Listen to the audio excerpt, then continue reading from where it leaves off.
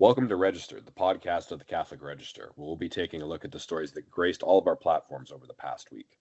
I'm Luke Mandato, correspondent with the Catholic Register, and we're here with the Register's own Peter Stockland. Peter, thanks for joining us today. Thanks so much, Luke. It's a pleasure to be here filling in for the inimitable Mickey Conlon and Quentin Amundson and the rest of the guests that you have on. Wonderful. Well, we're happy to have you. This episode is brought to you by Connaissance Travel and Tours, your trusted Catholic-owned and operated Canadian expert in transformative pilgrimage tours. Be sure to visit connaissancetravel.com.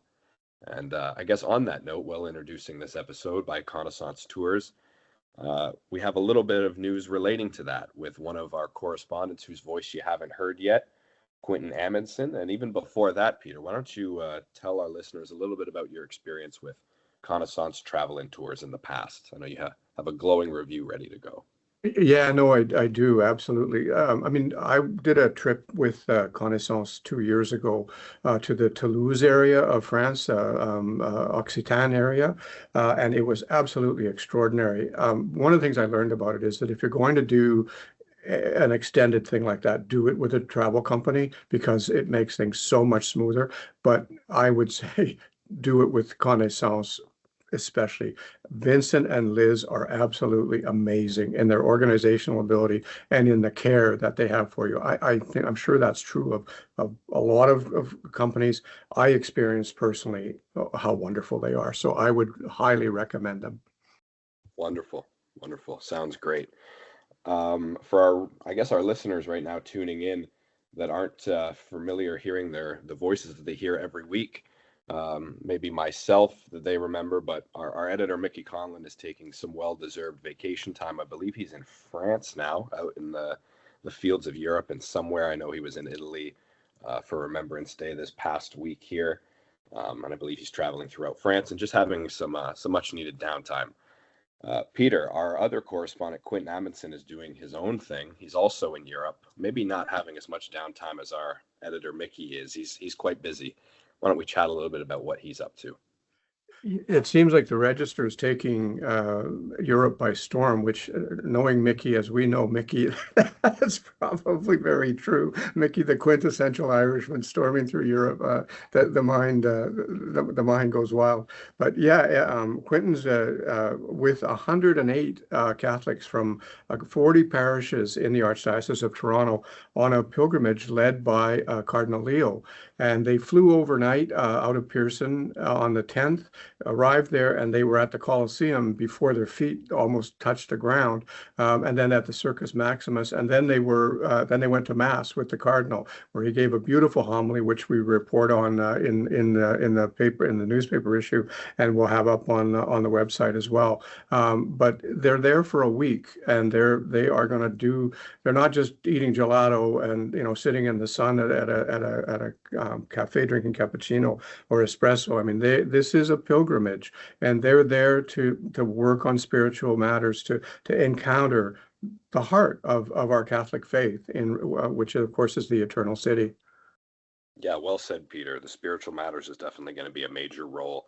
When I spoke with Father Tim Hanley at the tail end of last year, actually, when he was announced as sort of the Archdiocese of Toronto's organizer for the Jubilee year, it was at a time where he couldn't really say what some of the events were yet. It was kind of still up in the air with what things were going to look like. Of course, these great pilgrimages to Rome during this time was something he was working on back then, and it's amazing to see how it's sort of coming to fruition now. And like you said, it's a packed and loaded itinerary. We know Quentin's a fantastic writer, but I think this is definitely going to test some of his filing skills. So for our listeners, be sure to keep checking on the Catholic Register's website, as we're going to be trying to get his daily sort of experience there in Rome during this pilgrimage up as soon as possible. And of course, in the paper coming out next week. Wonderful. Yeah, I mean, I think the idea is that he'll actually be conveying to readers, whether on the website or in paper, what those 108 people, as many of them as he can get around to talk to, are actually experiencing in their hearts, their minds, their souls with this encounter with Christ and with their faith in Rome. And I guess the thing that makes that important, and one of the reasons why we made sure that Quentin went, is that tourism is one thing, travel is another, but a pilgrimage is something else entirely. And when you're on one, there really is the opportunity. I mean, you're exhausted because the pace is crazy, but there is the opportunity, the opening for the growth of faith. There really is. You are so focused on being surrounded by the art accoutrement, the facts of the faith, and so hopefully people will gather some of that from Quentin's reporting as well.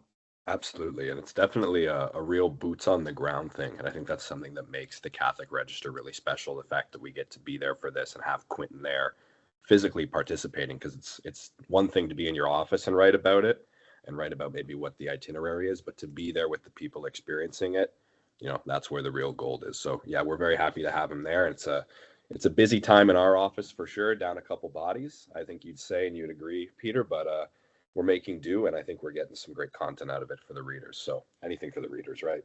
It's important that they experience it vicariously, what's going on there. Wonderful, wonderful. Well, that's a quick little update on how things are going with Quentin and Mickey. For those that are devotees of the Catholic Register, may also remember Anna Farrow, a writer that's been prominent in editions in the past. Peter's going to talk a little bit about something that she's been working on. It's sort of a breaking story. He brought this to the editorial meeting this week, and it's been sort of the talk of the office so far. It's something that's supposed to be upcoming for us. And Peter, why don't you tell us a little bit about what Anna has discovered and what we're looking to get into later this week as a teaser, perhaps?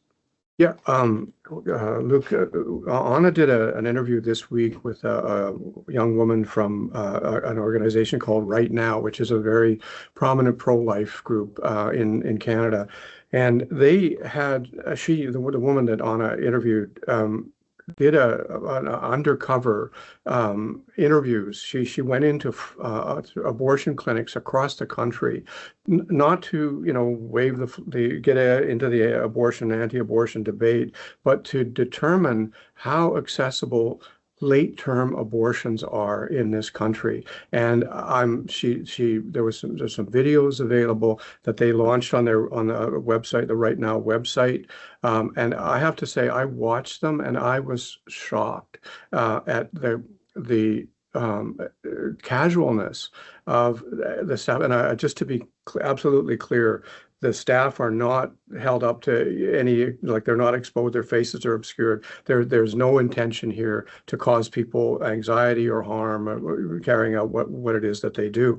But the casualness and just the routineness of talking about abortions happening in 24 weeks and even into the 30-week period of an abortion is just really, really quite chilling.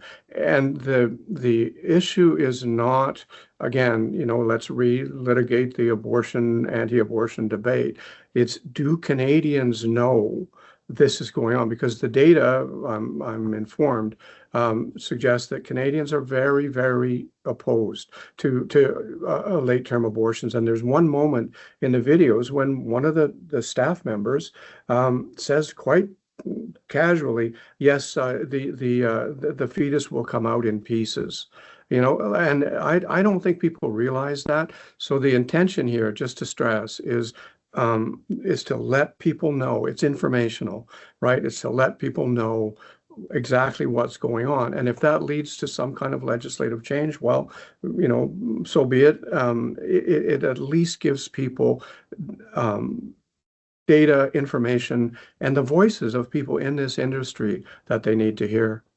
Well said, Peter. Yeah, I think you hit the nail on the head when you said this is really an entirely different ballgame. This isn't to dig up the old conversation of right and wrong.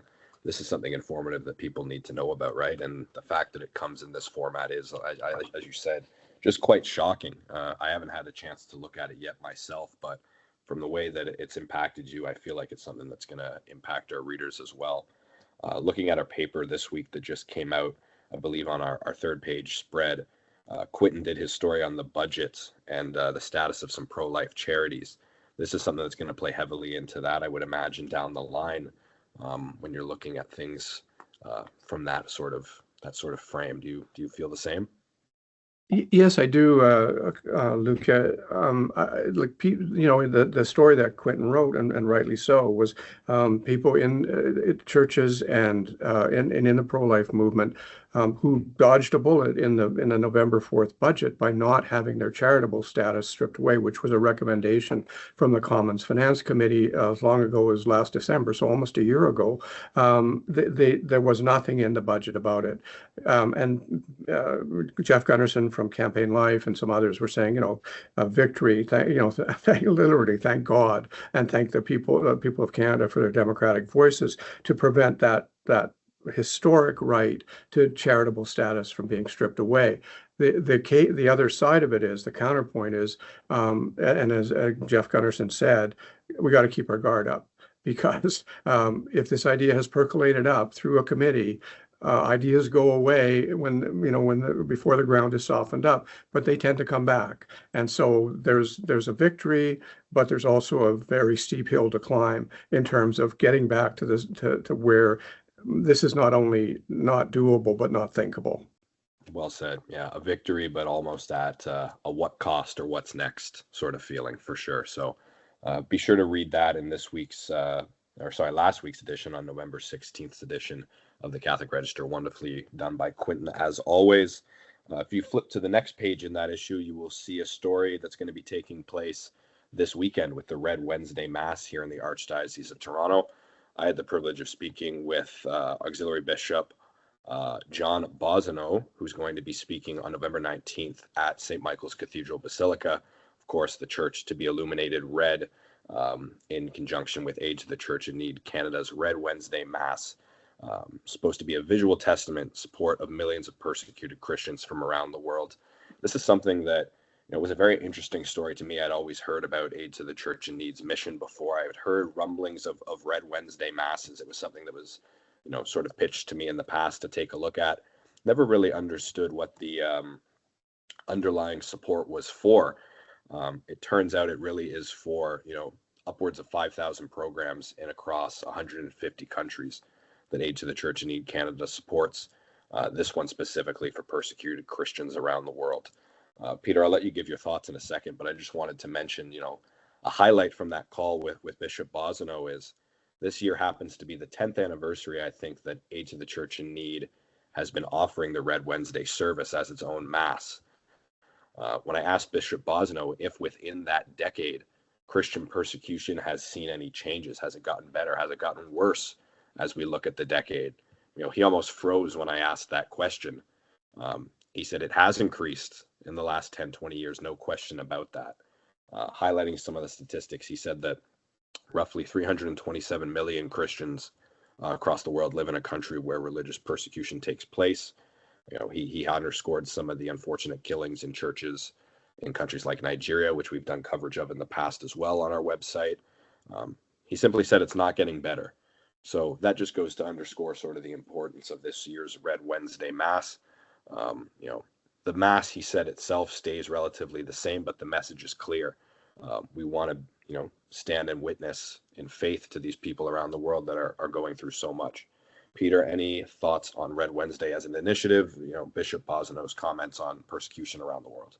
Yeah, no, I think we can connect the stories that we've been talking about this morning, Luke, in the sense of obviously a recommendation from a finance committee is not anywhere on the same planet in some respects as somebody walking into a church and opening fire and killing Christians in Nigeria or wherever it might be. At the same time, there's a continuum, a triage, call it what you want, between the church not being able to be present in the public square or being very present in the public square and having its voice heard as as a kind of polyphony of voices. It's there. And so illuminating the church in red, it does send that message, as you were saying, about the externalities, about drawing attention to the externalities, but it also draws attention to the fact that the church herself, Holy Mother Church, is there, and she's shining, and she's speaking for whoever the disfavored are, whoever the suffering are, if we understand persecution in a very broad sense, As I was just saying about the abortion story, an unborn baby being torn apart and delivered in pieces. You can call that whatever you want, but it needs to be spoken about. Likewise, what's happening around the world in terms of just the murder of Christians needs to be spoken about. So there's a continuum across those stories. Wonderfully said. Absolutely. And once again, for our readers listening, that's going to be taking place November 19th, 5:30 p.m. Mass, celebrated by Bishop Boissonneau at St. Michael's Cathedral Basilica downtown. We hope you can make it. There's also some great resources and information available on Aid to the Church in Needs website, as well as the Archdiocese of Toronto's, for how to best support, whether that's through donations, funding your own event, or just being in the know, which is always half the battle. Anyways, I think that's going to bring us to the end of this episode of the Register, to a close. I'd like to thank you for joining us, Peter. It was fantastic to have you. Maybe not the same trio back and forth as great Mickey Conlon and Quentin Amundson, but I think we definitely covered some interesting topics, and your insight is always appreciated. So thank you for joining. My pleasure. It was great, Luke. It was lots of fun. Absolutely. We hope you can join us again next time for Registered. Same goes to all of our listeners. Meanwhile, for all your Catholic news, be sure to stay informed at catholicregister.org. Once again, this episode was brought to you by Connaissance Travel and Tours, your trusted Catholic-owned and operated Canadian expert in transformative pilgrimage tours. Visit connaissancetravel.com. I believe that's everything. Thank you all again for listening very much to this episode of Registered, and we hope to see you in the next one. God bless and take care.